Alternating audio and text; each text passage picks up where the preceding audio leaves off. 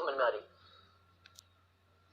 देखिए, अल्लाह करे कि ये ऐसा ही हो कि पाकिस्तान के रिजल्ट्स बेहतर हों।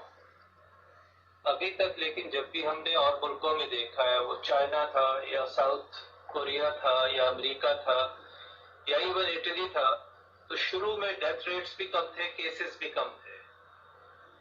तो ये इन्फेक्शन ऐसा है कि 1 से 2 को, 2 से 4 को, 4 से 8 को, जब वो एक्सपोनेंशियल ग्रोथ होती है तो 1 महीने 2 महीने के बाद यकदम पूरा माहौल और पूरी सूरत तब्दील हो जाती है। तो हो सकता है कि अभी हम अर्ली स्टेज में हों पाकिस्तान। यानी कि ये जो इस वक्त कहा जा रहा है कि शायद पाकिस्तान में बचपन में जो वैक्सीनेशन होती है जो दूसरे ममालिक में नहीं होती, उसकी वजह से बेहतर हो रहे हैं, या फिर ये कहा जा रहा है कि जी एंटीबॉडीज हैं मलेरिया की वजह से, इन तमाम चीजों की वजह से आप कह रहे हैं अभी अर्ली है, बहुत बहुत जल्दी है ये बात कहना?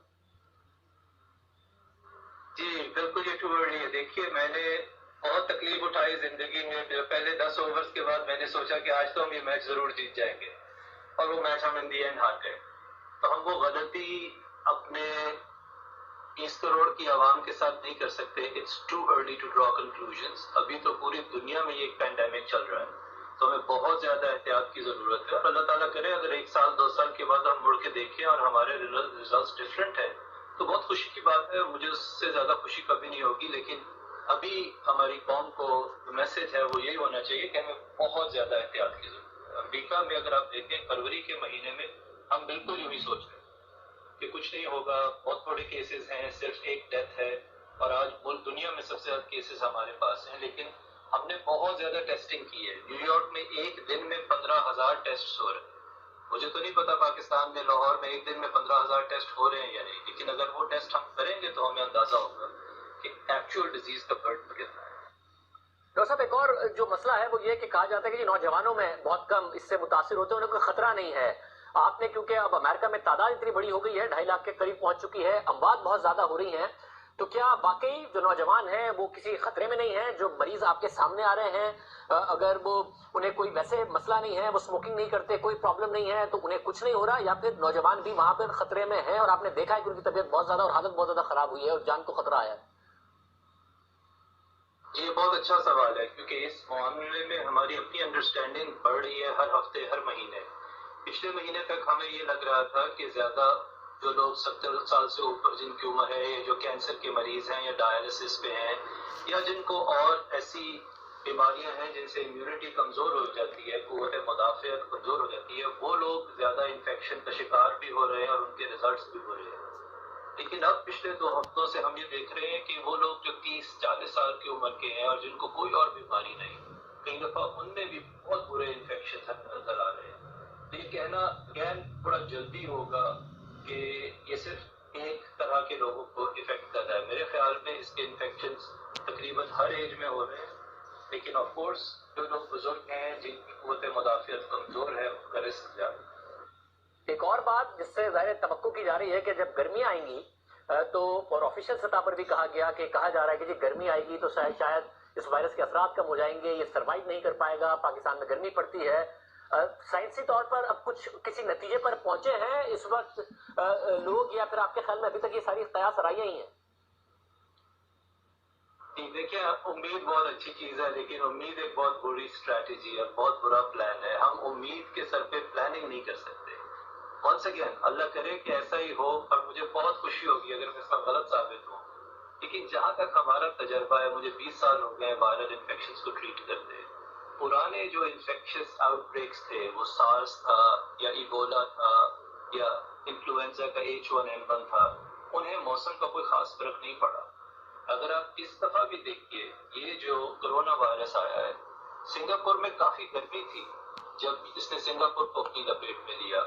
ऑस्ट्रेलिया और ब्राजील में बहुत गर्मी है, जहाँ पे अभी भी ये वायरस फैल रहा है। अमेरिका की हमारी अपनी रियासतों में, फ्लोरिडा में, टेक्सास में, फीनिक्स में तकरीबन पाकिस्तान जैसी गर्मी है, और वहाँ पे इस वक्त इन्फेक्शन तेजी से फैल रहे हैं। तो जहाँ तक हमारी साइंसी नुक्ता नजर है, इस वक्त तक हमें कोई ऐसा रीजन या वजह समझ में नहीं आती कि जिसकी बेसिस पे हम करोड़ों लोगों को ये तसल्ली दे दें कि गर्मी का इंतजार करो, ये खुद ब खुद ठीक हो जाएगा। वहाँ अमेरिका में ज़ाहिर है आप लोगों के पास टेक्नोलॉजी बहुत ज्यादा आगे है, साथ ही अब आपका सैंपल साइज बहुत ज्यादा बड़ा हो गया है, 2.5 लाख के करीब इस वक्त लोग मुतासिर हैं, टेस्ट बहुत ज्यादा तेजी से हो रहे हैं, लिखा बहुत ज्यादा जा रहा है।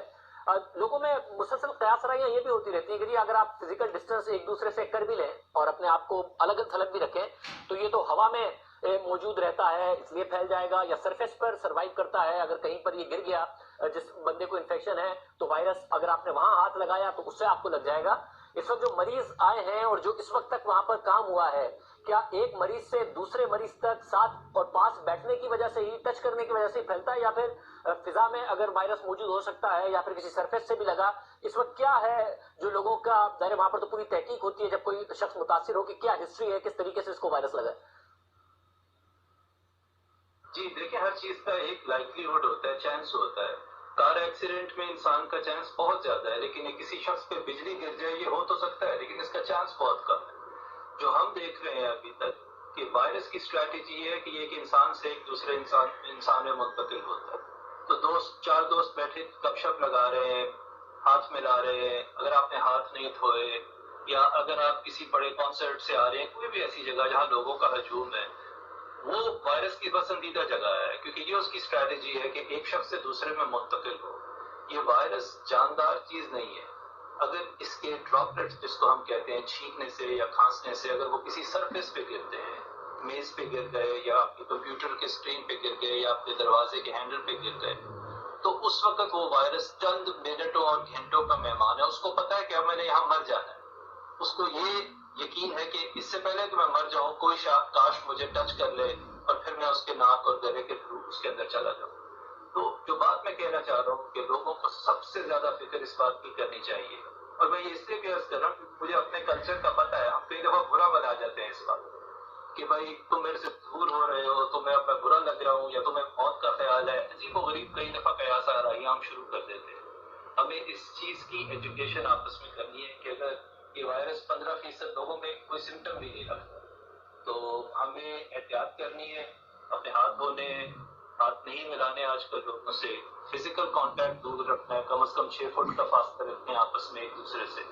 और कोई भी ऐसी जो तकरीब है, शादी की तकरीब हो या जनाजे की तकरीब, जहाँ पे बहुत सारे लोग इकट्ठे होंगे, ये उस वायरस की स्ट्रैटेजी है, वहां से ये वायरस फैलेगा। अगर आप इसको देखें तो साउथ कोरिया में भी एक बहुत बड़े चर्च से शुरू हुआ, और यहाँ अमेरिका में भी इसी तरह के बहुत सारे केसेस हुए कि जहाँ लोगों के हजूम से ये वायरस बहुत तेजी से फैलता है। तो सबसे बड़ी हमारी जो